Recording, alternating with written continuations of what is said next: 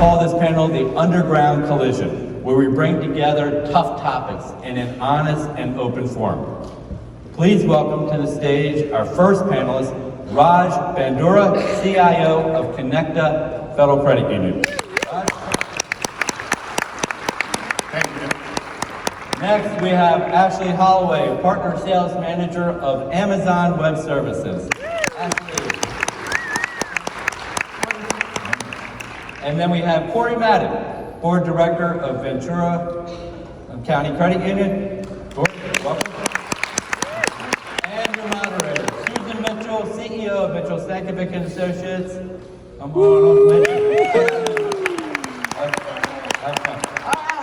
Welcome everybody, we're so excited to be here. So when we think about an underground, you often think in terms of, okay, you're back, you're hiding. Well, that's not the way we look at it. An underground is an opportunity for us to bring some of those subjects that we don't talk about out in public and really explore what they mean to our industry. I want to thank Dennis, I want to thank AAC's CUC, Renee Sattywhite for bringing us. We're so excited. So I want to start with a concept of what brings us together. And quite often, it's a common enemy. When you think about credit unions, and for those of us that have been in the industry quite a while, we think of our common enemy has always been the banks, taxation. What are we going to do about that? So we come together, we march the hill, we tell our stories. And then we literally try to fight for the model, fight for our protection.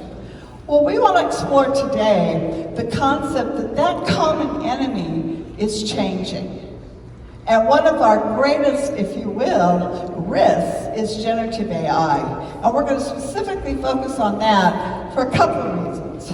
One, we want to own the story. We don't want other people creating that story. And two, the next generation is looking for us to tell what it means to be a credit union, a cooperative, a not-for-profit, people helping people, and our purpose. So we're going to explore that for the next few minutes, and we've got some wonderful volunteer board member, a great partner for credit unions, and a CTO. And so we're going to look at their perspective. So I'm going to start with Corey. Will you tell them a little bit about your background? Yeah, definitely. Corey Madden. I'm currently a board of director for Ventura County Credit Union. Been on the board for about 3 years or so far. In my day-to-day job, I'm actually a product manager for higher education institutions. So I am kind of bring that technical flair to the boardroom in terms of that. I bring apart a generation that has kind of grown up with technology. So kind of just bringing that different, diversity of thought and so forth into the boardroom.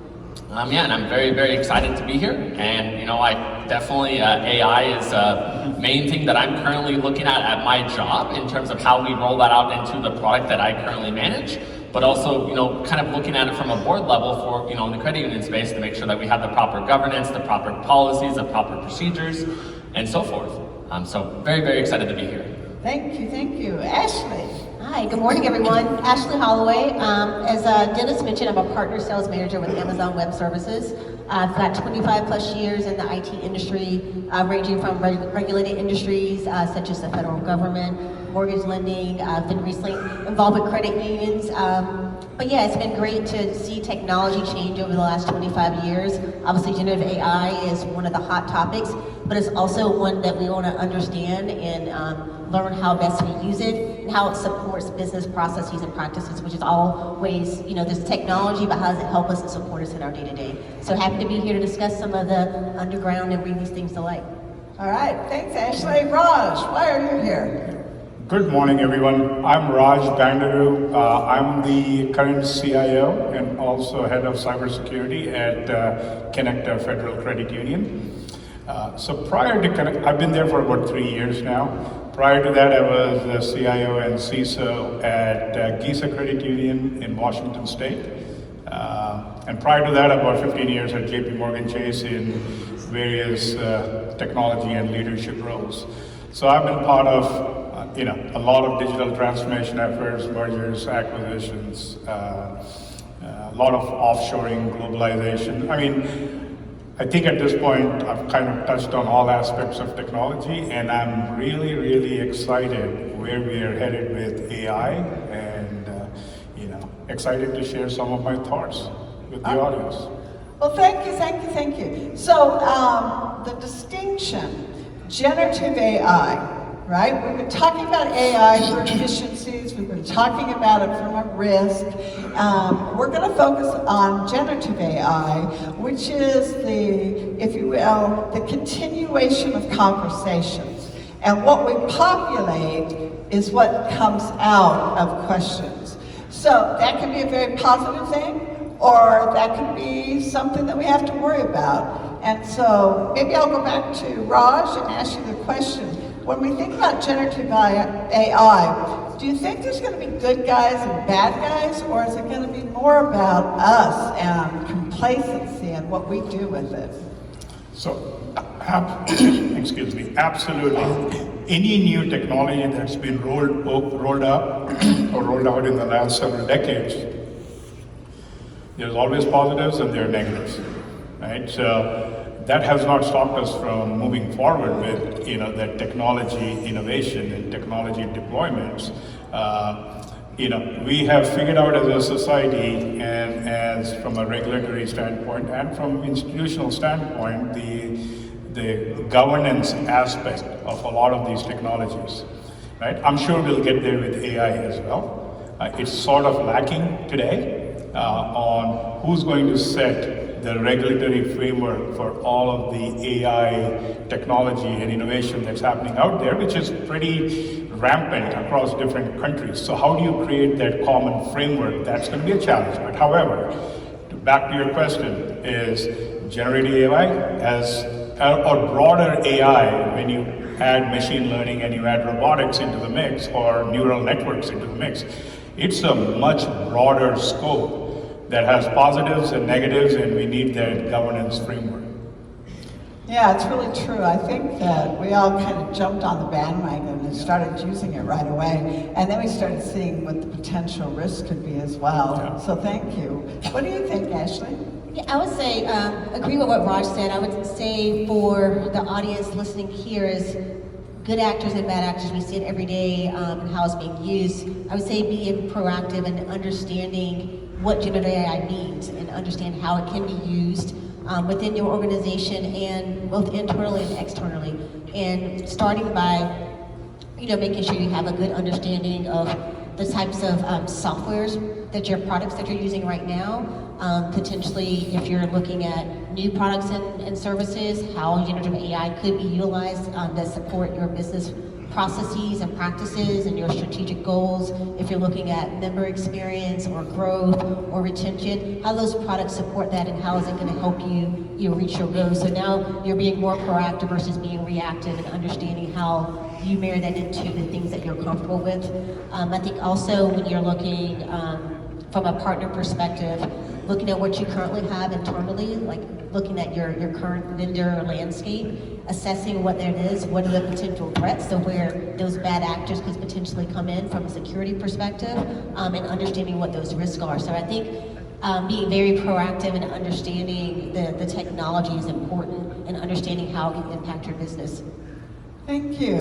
And for those of you that are board members, Corey's going to speak to that governance part. And I think about how often I hear in the boardroom, well, that's management, that's our CTO's responsibility. And so what role does the board play? Yeah, so from my perspective for a board is making sure, the board has a level of knowledge of what generative AI can do in any sort of industry, not even just the credit union space. But really making sure that from a board level, you understand how the credit union that you volunteer for actually utilizes AI in their day-to-day stuff, even if it's not generative AI. And then of course, from making sure that you have all of the policies and procedures in place, and also making sure that you do get regular updates from your CEO, from senior management, in terms of, hey, we're looking to roll out this new product to our members. well, is there AI anywhere in that pipeline of experience? Because the biggest thing that credit unions have is there's a very high level of trust with the members and the credit union. So if you break that trust, it's very hard to build it back. But then with AI in the mix, there's a potential to actually break it a little bit quicker because you were not well informed. So I think just from a board level, just making sure you understand what's out there. I know everybody, when you think of generative AI, you think of ChatGPT. That's one small aspect of the industry. There's so many other platforms and software that can actually be utilized. So just making sure that you're well informed. When you think about education, and that's some of your background, I'd like to come back to you. What are you looking at as the potential? I put here, I want to start with some of the best uses that you've seen, and please include education, because I think that's important for our boards. Yeah, so from learning how generative AI and all of that works, I think you have to build that foundation before you can really actually learn of all of the applicable use cases. Best case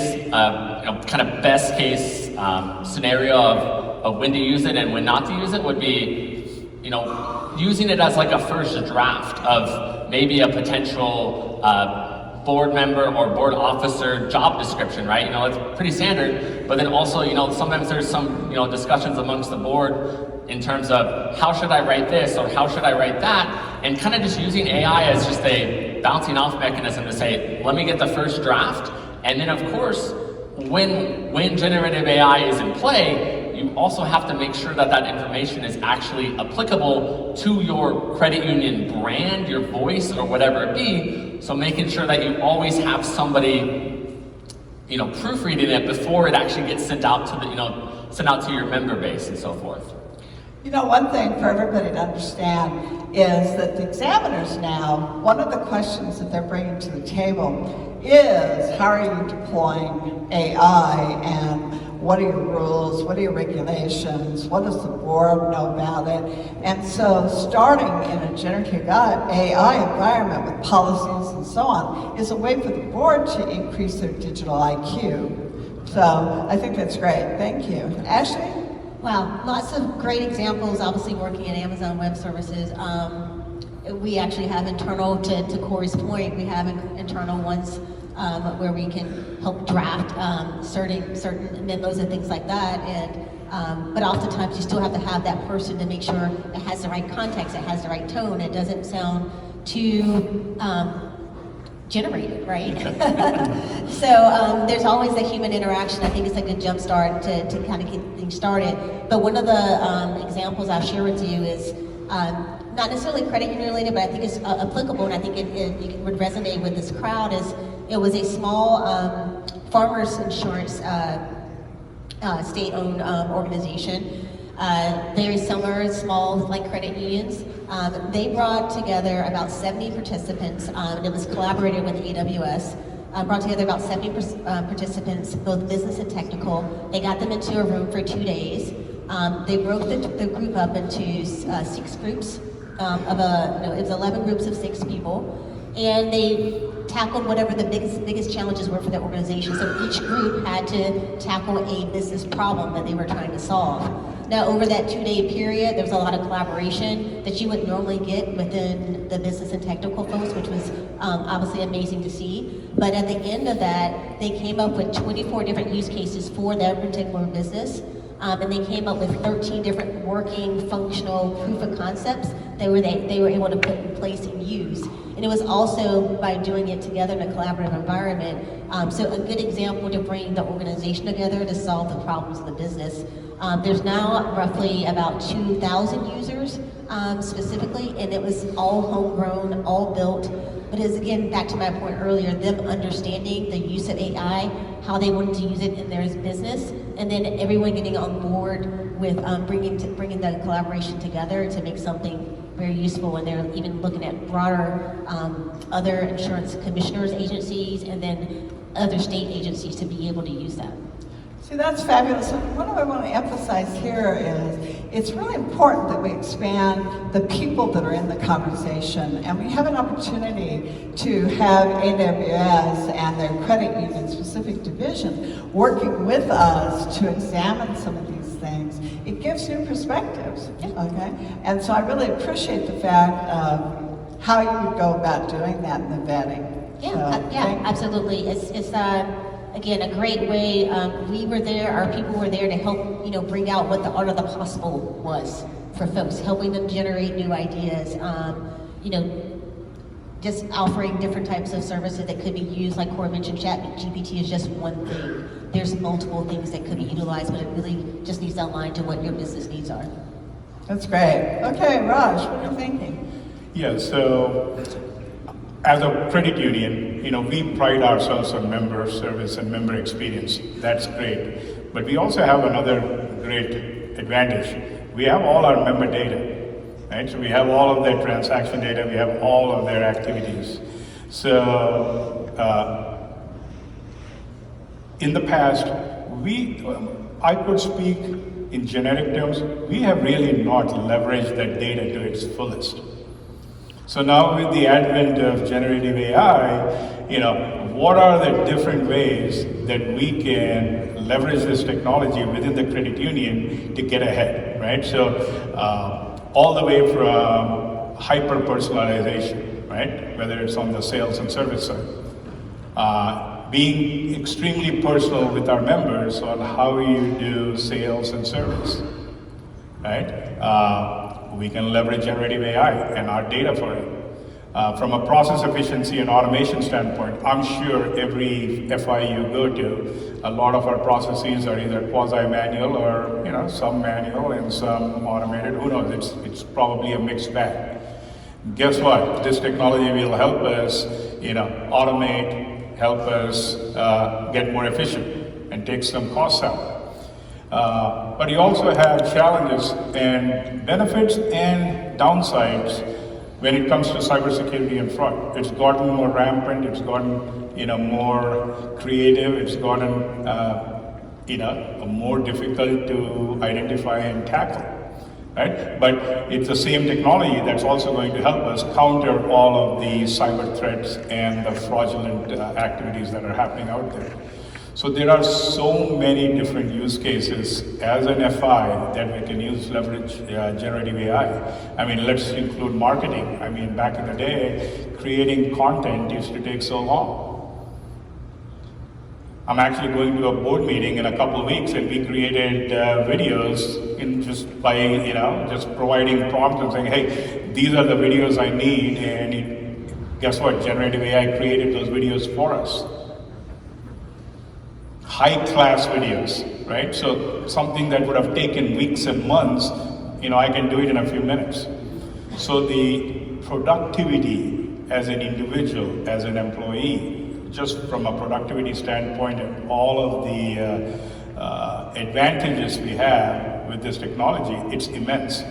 I mean, it just cannot even, there's no end to it. Right? But there's also, of course, every new technology, like I was talking about, you have the positives and you have the negatives, and we just have to figure out, how we navigate through this Shark Tank. Yeah, and that's where I want to go next. One thought that you said is highly personalized data. I also think of highly creepy data.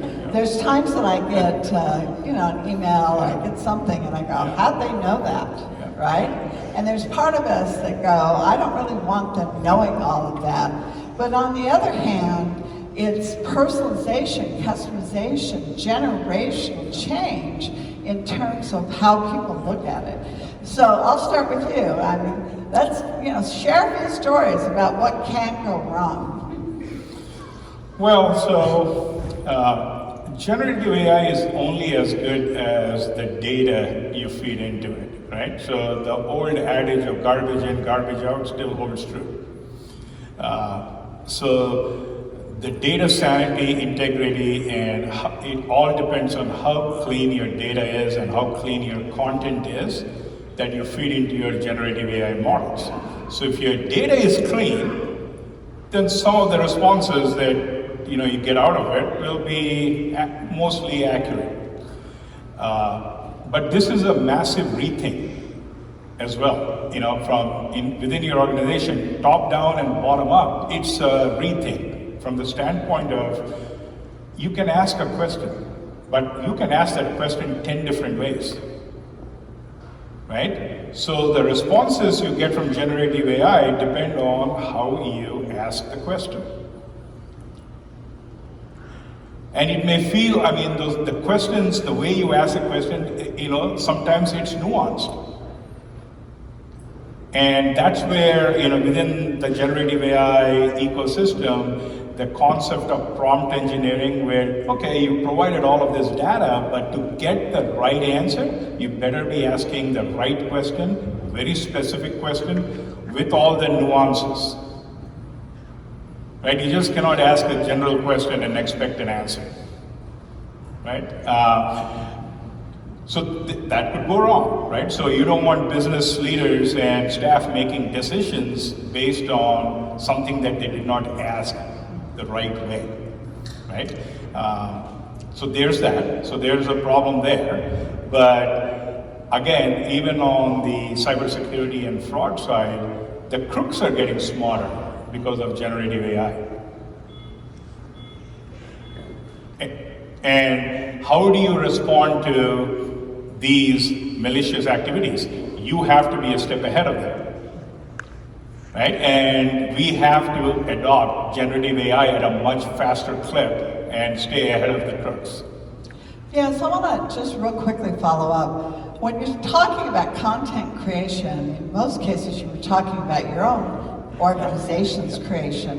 What about the member creation and how they're asking the questions, and how will that end up populating? And then we'll go on. But what issues could arise there? Let me tell you, for instance, I asked a question, I wasn't specific enough, and I learned all about how the banks look at us. And I went, whoa, I didn't ask that right. But somehow that captured that content, right?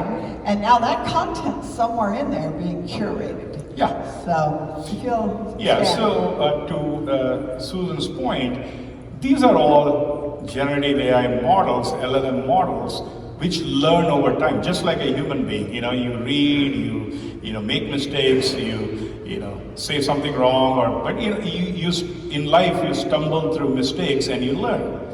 The models are the same, right? So you provided all this input data, you're asking a question, it gives you a response. It could be right, wrong, or somewhere in between, and then you have to provide the feedback to that model to say if the response was accurate, did it help you, it did not help you. So the model will continue to learn and get better over time, right? So that's how the models are built. So to your point, yeah, it may not, right out of the gate, it may not be as accurate as you may want it to be, but over time it will get better as the models learn. So Ashley, I'm sure you're seeing things out there. Share a little bit.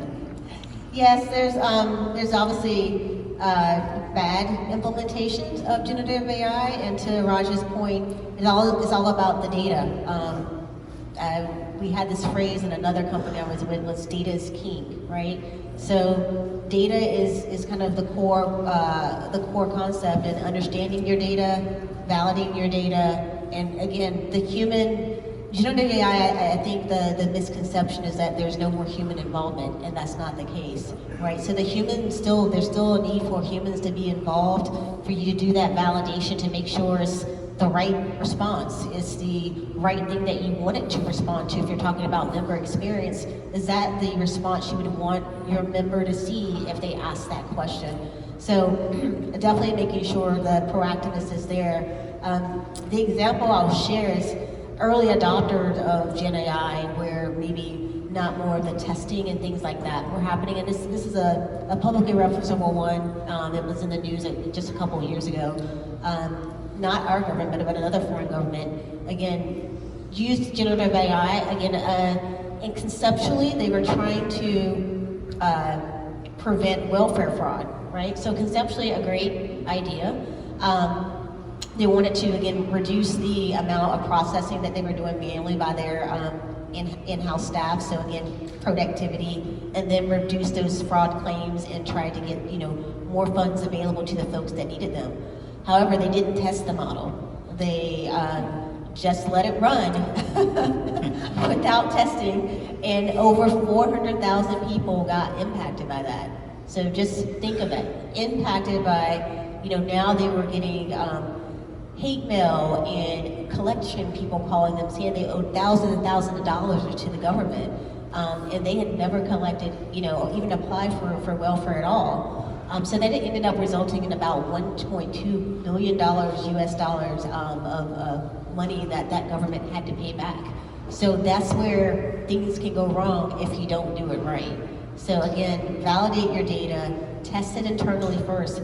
The other thing too is whatever that business use case would be or that business problem that you're trying to solve, understand what those ramifications could be up front before you decide to roll it out, right? So that might be a great idea, but maybe not the best case for generative AI. Maybe it's a hybrid approach where you're using generative AI for some of it, and then you're following that up with some other type of automation, or it's a combination of generative AI, human interaction, and some automation, but making sure you understand how you're using it, what's the best use case for, because every use case and every business problem is not always solved by that technology solution. So again, making sure you have that right marriage to bring those two things together is important. And that points out to me the fact that we have to have diverse thought in the room. It can't be one programmer or one executive or one division. It truly has to be a composite of people that are saying, okay, how's this going to affect, and let's go from there, and member feedback. Yeah, absolutely. I mean, just to piggyback on that, Susan, I was talking to a couple of credit unions last month in Texas, and we had a joint strategic session with them, just talking. We had folks from marketing, we had folks from loan origination, we had the CEO in the room, we had the CTO and the CFO, and all of them had different ideas about just internal processing. And two of the folks spoke up about potentially using generative AI. One of them was an interesting way to utilize it with understanding the industry and marketing trends and how that potentially may impact the members that they serve in their area, because it could turn into loss of jobs or potentially increase in jobs, and how can they use that data to help understand trigger points of when potentially their members might have struggles with paying bills or things like that. How can they potentially use that to help them better serve their members? The other flip side to that was back to the marketing aspect of how do you make things more personalized and custom to those members. The challenge there was that they have a wide member base, right? So they have very young members, and they have some older members. And so how does generative AI work with that? Because the older members were not really receptive to a lot of the technology. They still like to come into the branch. They like to have the one-on-one interaction with the folks, versus the younger generation wanted to do. They're used to everything being on their phone. I need an app on their phone. So how do you balance those things and putting those things together to meet, the different, profile of your members? I'm sure Corey's over here smiling, so he probably has some insights into that. But that was an interesting conversation, just different perspectives, not only business case, internal usage, but from a member perspective, and how do you figure out what's the best solution for your wide range of members and diversity? Yeah, and I can't emphasize enough the fact that Corey's on a board, and it's $1 billion plus credit union, Ventura, and the idea is to bring not only the heart and love, because you've been a member since you were very young, right? I was at a board meeting when I was 2 years old. Remember it? Yeah, and so what we wanted to do is show that we have to have that representation, right? We've got to have that perspective. So from a board perspective of the credit union, but also in what you do, how is education shifting?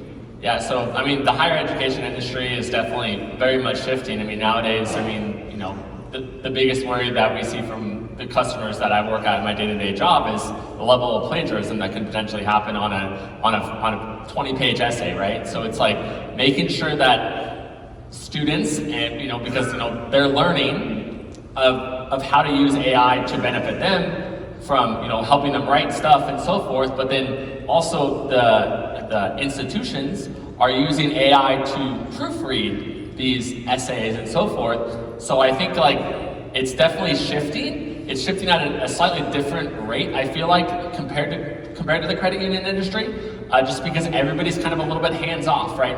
I mean, the product that I manage specifically, that manages higher education websites, all in North America, we sat down and said, how can we make AI work in this product? Which is a simple, I want to edit my webpage, and then I want to make that content live to my prospective students or web visitors. We actually carved out in our overall roadmap, very similar to how you have a strategic roadmap from a board level, we carved out on our roadmap 17 weeks just to understand how AI can be used, all the use cases, reaching out to our customers and so forth, before actually committing to the actual feature. And that also included getting the developers, getting the tech staff, and the marketing folks on board of this is what we're gonna do, this is why we're gonna do that, and really help to paint the picture instead of just releasing this to the wild and say, yep, this is the AI feature of the CMS. Well, you just gotta make sure you do your homework before that, and the higher education industry definitely is shifting, just as I said, just at a slightly slower rate than the credit union industry.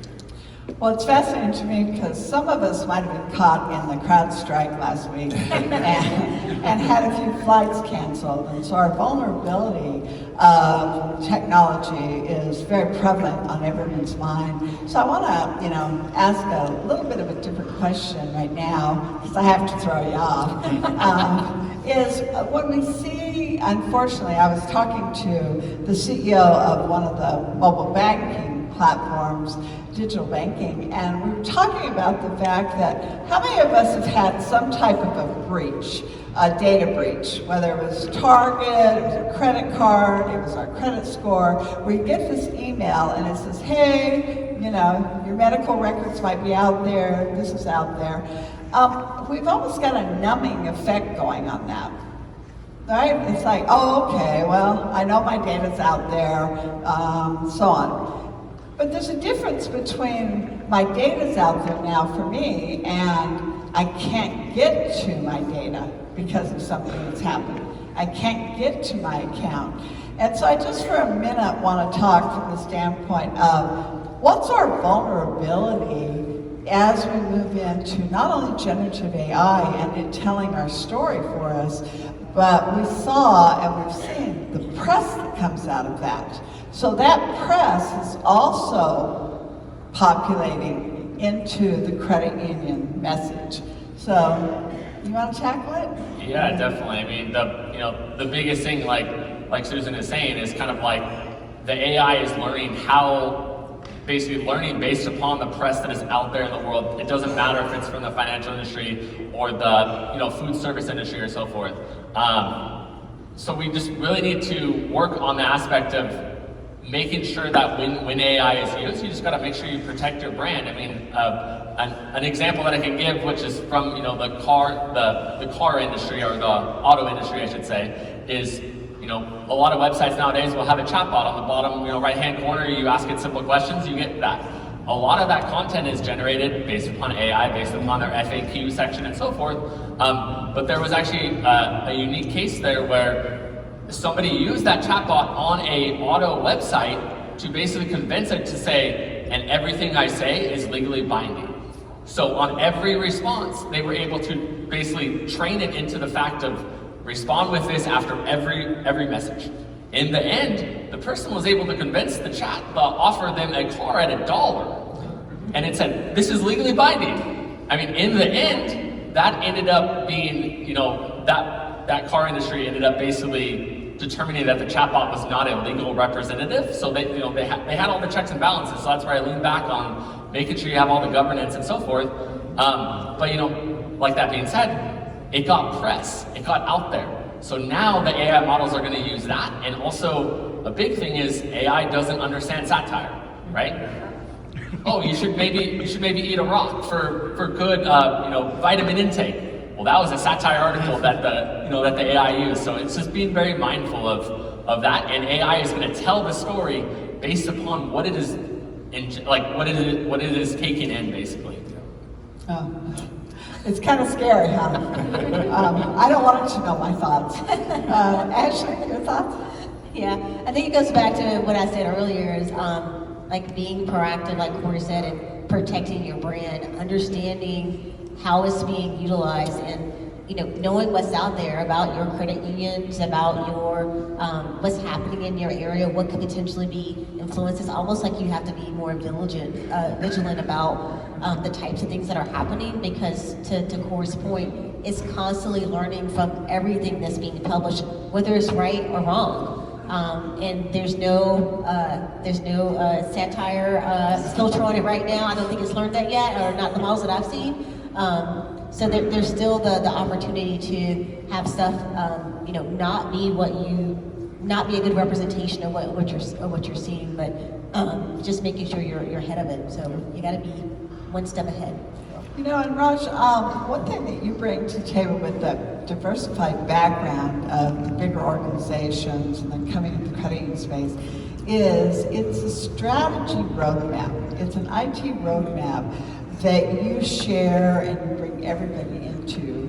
I think the audience would love to hear how you go about that, because where do we start? How do we manage this? Do we leave it to the vendors? Yeah. Again, any institution, we need to have a strategy to innovate and to grow. Right? And in some cases, when you do your own SWOT analysis, you'll figure out your strengths and weaknesses. And there are certain things that you can do yourself, but in certain cases, you have to rely on your third parties and your fintech partners and others to achieve your goal. So having said that, strategy is developed from what problem are you trying to solve or address, right? So that's where you start, and you're developing your strategy. Most technology strategies piggyback on your business strategy, right? So we have to kind of, follow the business strategy and lay out your technology strategy. But then there's also your pure technology strategy, which is not, which is something that you have to work outside of the business strategy. Okay, I understand the strategy to support all your business units, your revenue side and expense side and all of that. All the business technology strategy, fine. But the technology itself, how do you maintain your infrastructure? Your cybersecurity profile. All your technology stack also needs to have its own roadmap. Some of it, again, you can do it yourself, or you need to partner up with your fintech partners or your third parties, right? So that approach has to be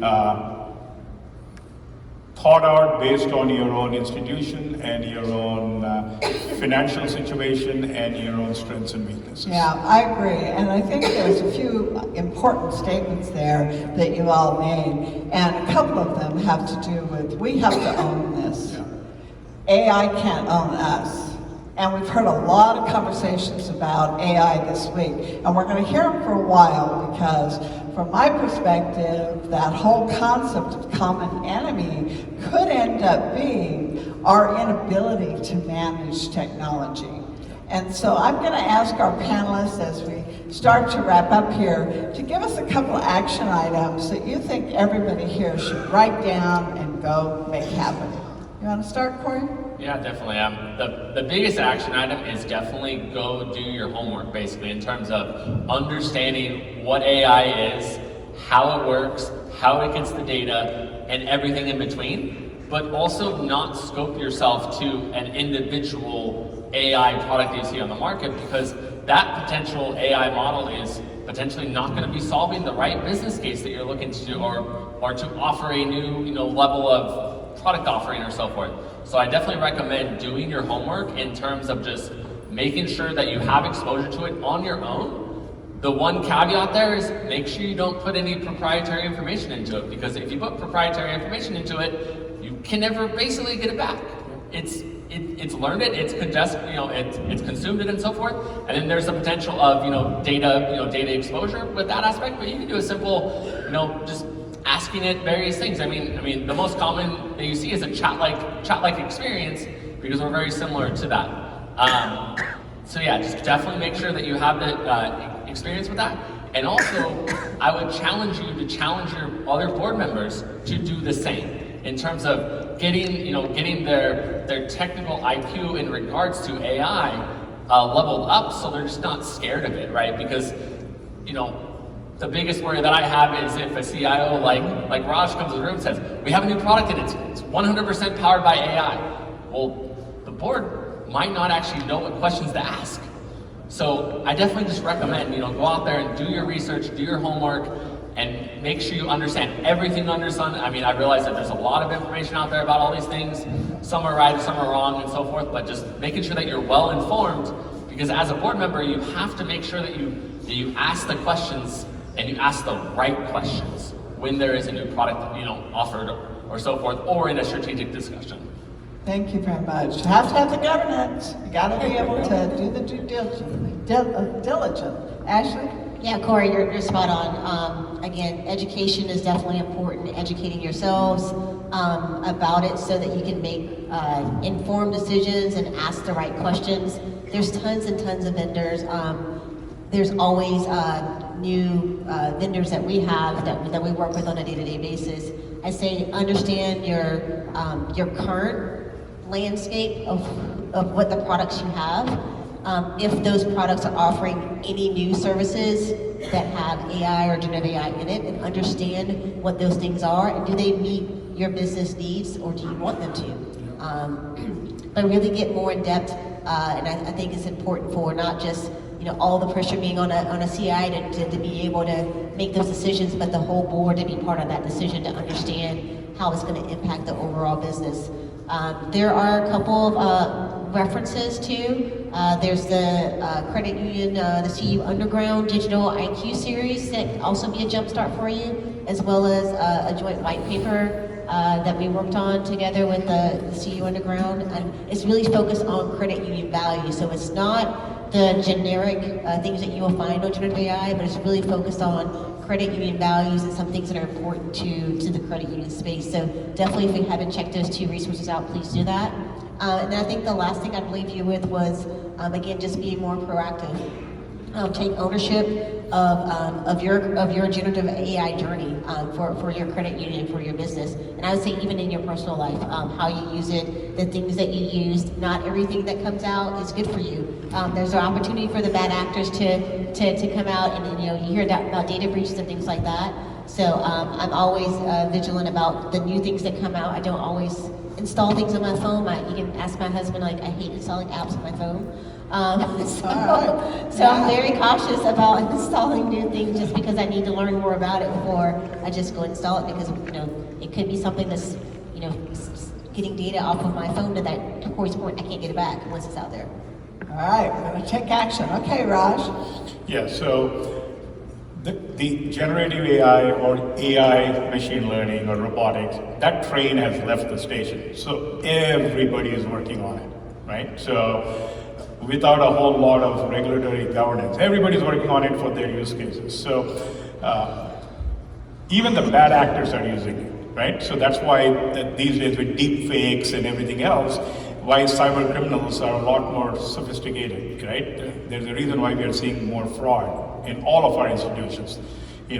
One metric I saw is fraud has gone up 300% in the last few years, right? So yeah, they're using generative AI to become smarter and make it more tricky to identify risk and fraud on the cyber and fraud side. Having said that, as an institution, you don't have a choice. We have to play in this area.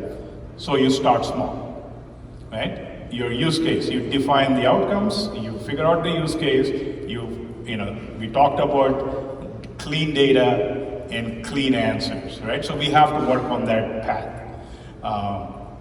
You have to be proactive, because that's the only way you can combat any negatives coming from generative AI or AI in general. So you have to be proactive at every step of the way.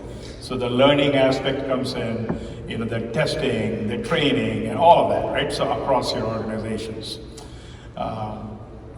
The other aspect is all your third parties. As a credit union, guess what? We work with third party integrations and third party partners and fintechs. They're all embedding AI into their products and services. How does that impact you as a credit union? They're ingesting your data. So where is that data going? Right? What are they doing with your data? Is it ending up in some larger model, LLM model out there in AWS or Azure or one of their, or Google or Facebook's LLM model? How do you protect yourself from that? So there's a little more thought that has to be given. Just not using AI and generative AI internally, but also all the third-party ecosystem you're dealing with, because they all have, in some way, form, or shape, access to your data. Thank you. I think, let's break it down. So we said the underground is all about us bringing things forward. A lot of what we said today, you've heard, okay? The key is that now you have to take action. And we have what we call items into action, and I wrote down a few as you all were talking. When you talk about vendor management, like you said, there's a ton of that, right? And NCUA is requiring that. But what I would do as a board, as a management team, is pick the top 10 that you need to really understand their practices. And we believe we have to keep the conversation going on a real level. And so coming up in October here in Las Vegas, we're going to be putting on the Underground Thriller.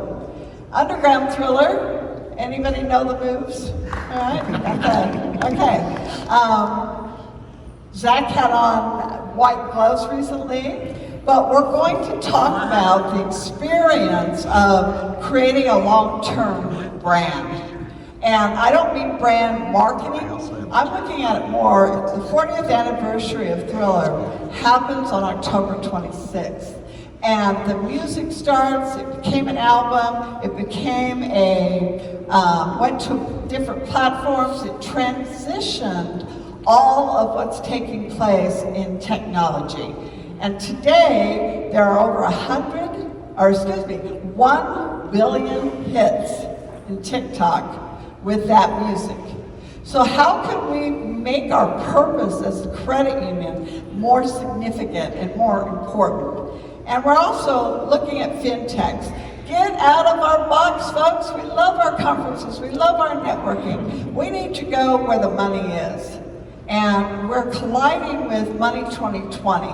Write it down, go learn. It's where the money is happening. And fintechs are part of that. When you look at the journey, and we talked about the fact that they don't really understand the credit union mission. Well, let's tell them. So we carved off marketing experience directly with Money 2020 for credit unions with curated content. They're going to reduce the cost almost 50%. They're going to create a panel for us to participate there, and then they're going to teach us through webinars, and they're going to actually attend the Underground. So it's a powerful opportunity to come together and be ready. And I'll just say this as a final. We've been working on the credit union shared services model. We call it CUS because anytime you talk about core systems, you cuss. The reality is, we have got to move beyond the 50-year-old technology. It's not an easy decision, and I have CEOs tell me they're going to retire before they'll ever convert. But I would say to all of you, look at your digital IQ, add it to your employee survey, find the level of technology you have in your organizations, and come get involved in the Underground, because we believe passionately in this industry, and we want the model to not just be about taxation, but about the future. Thank you very much.